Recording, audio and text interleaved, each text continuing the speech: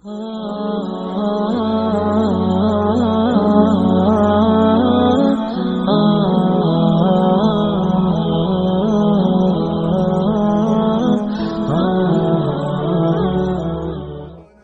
آپ کو ایک جملہ کہنا چاہتا ہوں، شاید آپ نے کبھی نہ سنا ہو۔ معراج کیا ہے؟ تو پوری گفتگو سے یہ خلاصہ آپ کے اندر اتار لے، جو دل میں رہتا ہو وہ آنکھوں میں آ جائے تو معراج ہوتی ہے۔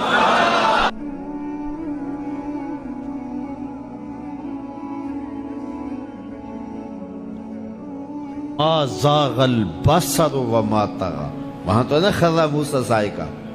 حضرت موسیٰ نے جب تجلیات کو دیکھا تو بے ہوشی طاری ہو گئے، اور یہاں کیا سورہ نجم اٹھائیے نا کہ پھر وہ قریب ہوا، پھر وہ قریب ہوا، پھر اس نے جلوے دکھائے نا، تو فرمایا اَفَتُمَارُونَهُ عَلَى مَا يَرَى، تم اس بات پہ بحث کر رہے ہو کہ اس نے دیکھا کہ نہ دیکھا۔ وَلَقَدْ رَآهُ نَزْلَةً أُخْرَى، سنو پھر اس نے ایک بار نہیں دو بار دیکھا۔ تم ایک بار کے بارے جھگڑ رہے، اس نے پھر دوبارہ دیکھا، اس نے بار بار دیکھا۔ آگے ذرا دیکھیے، قرآن بتاتا ہے جو آنکھ نے دیکھا دل نے اس کی تکذیب نہیں کی، دل نے کہا یہ وہی ہے۔ تو پہلے دل نے دیکھا تھا، اب آنکھ نے بھی دیکھ لیا۔ اب میں آپ کو ایک جملہ کہنا چاہتا ہوں، شاید آپ نے کبھی نہ سنا ہو۔ معراج کیا ہے؟ تو پوری گفتگو سے یہ خلاصہ آپ کے اندر اتار لے، جو دل میں رہتا ہو وہ آنکھوں میں آ جائے تو معراج ہوتی ہے۔ جو دل میں رہتا ہو، درد بن کے رہتا ہو، جس کی اڈیک ہو، جس کی آس ہو، جس کی امید ہو، جس کے لیے تڑپ ہو، جس کے لیے بے چینیاں ہوں، جس کے لیے اضطراب ہو، جس کو دعاؤں میں مانگا جائے، جس کو تمناؤں میں طلب کیا جائے، جس کے لیے منتیں مانی جائیں، جس کے لیے وظیفے پڑھے جائیں، جو دل میں رہتا ہو جب آنکھوں کے سامنے آ جائے تو صحیح تو معراج کہتے ہیں۔ جو آنکھ نے دیکھا دل نے اس کی تکذیب نہیں کی۔ اور یہاں ایک اور جملہ کہتا ہوں، وہ یہ کہ دنیا پہ ہوتا یہ ہے کہ جب کوئی نظارہ دیکھا جائے، کوئی منظر دیکھا جائے تو ناظر تعریف کرتا ہے نا کہ واہ واہ کیا منظر تھا۔ آپ دنیا کے اوپر جاتے رہتے ہیں، مناظر دیکھتے ہیں تو واپس آ کہتے ہیں کیا منظر تھا۔ یہ گرمی چمکنے والی ہے، لوگ شمالی علاقہ جات میں جائیں گے تو واپسی آ کے بتائیں گے کیا منظر تھا، خوب پہاڑ تھے، کوساروں کا رنگ کیا خوبصورت تھا، پھوٹتے جھرنے، بہتی ندیاں، کیا رنگ تھا یار، کیا موسم تھا، کیا خنکی تھی، کیا جمال تھا۔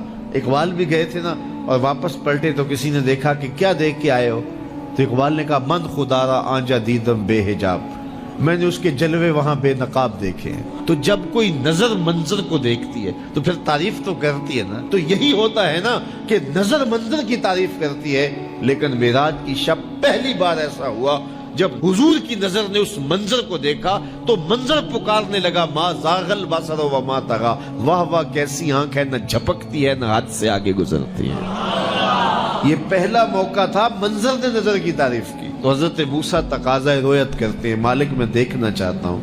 جواب ملتا ہے لن ترانی، تم نہیں دیکھ سکتے۔ اور یہاں محبوب سوئے ہیں، جبریل حاضر خدمت ہوتے ہیں۔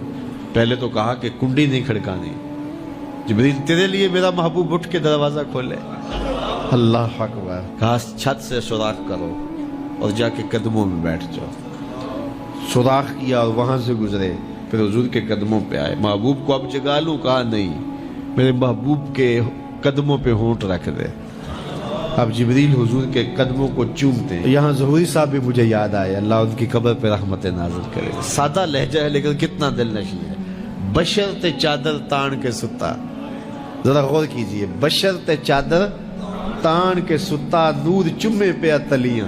ذرا منظر تو تصور میں لائیے، بشرط چادر تان کے ستا، نور چمے پہ تلیاں، جس دی خاطر سجیاں ہویاں نے عرش بری دیاں گلیاں۔ پھر بشرط اگے لنگ دائی جاوے، نوری رہ گیا تھلے، جس ویلے انہوں ود دیاں ویکھیا، آکھے بلے بلے بلے۔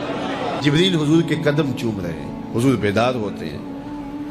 کہا جبریل کیا بات ہے؟ تو جبریل نے کیا کہا؟ ان اللہ اشتاقا الی لقائک یا رسول اللہ، حضور آپ کا رب آپ کے دیدار کا مشتاق ہے۔ پھر حضور کا سینہ شق کیا گیا، قلب اطہر سینے سے نکالا گیا، آب زمزم سے غسل دیا گیا، اور حضور اس منظر کو آنکھوں سے دیکھ رہے ہیں۔ علامہ بدر الدین عینی علیہ رحمہ، شارح صحیح بخاری، آپ نے عینی شریف میں لکھا ہے، یہ بخاری کی شرح ہے، حضور کا قلب تھا، نکالا گیا تو جبریل نے حضور کا دل دیکھا تو جبریل تو آشش کر اٹھا، واہ واہ کیسا دل ہے جس میں دو آنکھیں ہیں جو دیکھتی ہیں، دو کان ہیں جو سنتے ہیں۔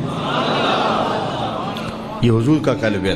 حضور نے فرمایا کہ صحابہ صفے سیدھی رکھا کرو، مت سمجھو میں آگے دیکھتا ہوں۔ جس طرح جب حضور قرب خاص میں گئے اور ان منازل کو طے کر گئے جہاں تک نہ کوئی گیا تھا نہ کوئی پہنچ سکتا تھا، تو اللہ نے اپنے محبوب کو بہت کچھ دیا۔ 70,000 اسرار تھے، 70,000 رموز تھیں، 70,000 حکایات تھیں۔ محبوب کی جھولی میں بہت کچھ ڈالا اور ڈال کر کے کہا بما اشرفک یا احمد، اے محبوب یہ تو میں نے خود دیا ہے، اب تو اپنی چاہت بھی بتا، تیری چاہت کیا ہے۔ یہ مہمان نوازی کے تقاضے ہوتے ہیں نا، کہ سب کچھ پیش کرنے کے بعد بھی میزبان کہتا ہے کوئی اور، آپ کی کوئی پسند، تو یہ میزبانی کے تقاضے ہوتے ہیں۔ تو سب کچھ دینے کے باوجود جھولی میں ہر چیز ڈال دینے کے بعد کہا بما اشرفک یا احمد، پیارے بتائیے آپ کو کیا دیا جائے۔ اب پھر حضور کی ڈیمانڈ دیکھیے، حضور نے مانگا کیا۔ کسی شخص کو دیکھنا ہو کہ وہ کہاں کھڑا ہے، اس کو آپ اختیار دے دیجئے گا، پھر پتہ چل جائے گا وہ کتنے پانی میں ہے۔ آپ مجھ سے پوچھتے ہیں کہ مانگیے کیا مانگتے ہو، تو میں کہوں مجھے پانی دو تو آپ سمجھیں گے پیاسا ہے، میں کہوں کھانا دو آپ سمجھیں گے بھوکا ہے، میں کہوں گا میرے نام کے نعرے لگاؤ آپ کہیں گے شہرت کا متلاشی ہے، میں کہوں گا اٹھو اور میرے اوپر پیسے لوٹاؤ میں اتنی اچھی تقریر کر رہا ہوں، تو آپ کہیں گے یہ تو بیچارہ غربت کا مارا ہوا ہے، اس کے اندر کی ابھی بھوک گئی نہیں ہے۔ تو کسی شخص کے ظرف کا پتہ لگانا ہو تو اس کو اختیار دے دیجئے مانگ کیا مانگتا ہے۔ اور مانگنے والے جب کوئی کمال چیز مانگ لیں، وہ کیا کسی نے کہا نا میرے سوال کی عظمت تو دیکھ ہے ساقی، میرے سوال کی عظمت تو دیکھ ہے ساقی، جام نہ دے حسن طلب کی داد تو دے۔ تو کسی کے سوال سے اس کا ظرف کھلتا ہے کہ وہ کہاں کھڑا ہے۔ اب حضور کو اختیار دیا جاتا ہے محبوب مانگیے کیا مانگتے، مال و زر مانگا، دولت مانگی، یہ تو قدموں میں رلتے تھے، حضور آنکھ اٹھا کے نہیں دیکھتے تھے، تو پھر مانگا کہا بنسبتی الیک بالعبودیہ، اے اللہ ساری زندگی میں کہتا رہا کہ تو میرا رب ہے، یہ میں نے غاروں میں بھی کہا، یہ میں نے پہاڑوں پہ بھی کہا، طائف کے بازاروں میں بھی کہا، مکے کی گلیوں میں بھی کہا، برستے پتھروں کے سائے میں بھی کہا، میرے سر انور پہ اوجلی ڈالی جاتی رہی، میں نے سر نہیں اٹھایا اور کہا کہ تو میرا رب ہے، ساری زندگی میں نے کہا کہ تو میرا رب ہے، آج تو بھی تو کہہ دے کہ تو میرا بندہ ہے، مجھے عبد کہہ کے پکار دے۔ ملا جیون علیہ رحمہ فرماتے، امام راضی بھی لکھتے ہیں کہ یہ حضور کا پسند فرمودہ ہے، تو پھر اللہ نے جب بھی واقعہ معراج کی حکایت کی تو لفظ عبد سے جو ہے وہ بات کی، سبحان الذی اسری بعبدہ، اور وہاں بھی سورہ نجم کے اندر بھی فرمایا فَأَوْحَى إِلَىٰ عَبْدِهِ مَا أَوْحَى، تو یہ محبوب کی چاہت پر ہے۔ اور پھر عبدیت کا بندے کی طرف سے جو اظہار ہوگا اس کے لیے پھر 50 نمازوں کا تحفہ دے دیا کہ میرے بندے تو پکارتا رہے اور مجھے رب کہہ کے پکارتا رہا، میں تجھے لبیک یا عبدی کہہ کے پکارتا رہا۔ اور وہ 50 نمازیں پھر 5 نمازوں کی صورت کے اندر باقی رہیں۔ اللہ کی باتیں بدلتی نہیں ہیں، جو ایک نیکی کرے 10 کا ثواب ملتا ہے، پڑھو گے 5 ثواب 50 کا ہی ملے گا، اس لیے کہ اس کی باتیں تبدیل نہیں ہوتی۔ اور یہ تحفہ ہے، حضرت موسیٰ نے تو عرض کیا تھا کہ ایک بار اور جائیے، لیکن میرے حضور نے کہا تھا مجھے اپنے رب سے حیا آتی ہے۔ عادت باری یہ تھی نا، ہر بار 5 نمازیں معاف ہوتی تھی، اب بھی جاتے تو 5 نمازیں معاف ہو جاتی، لیکن کہا کہ مجھے اپنے رب سے حیا آتی ہے۔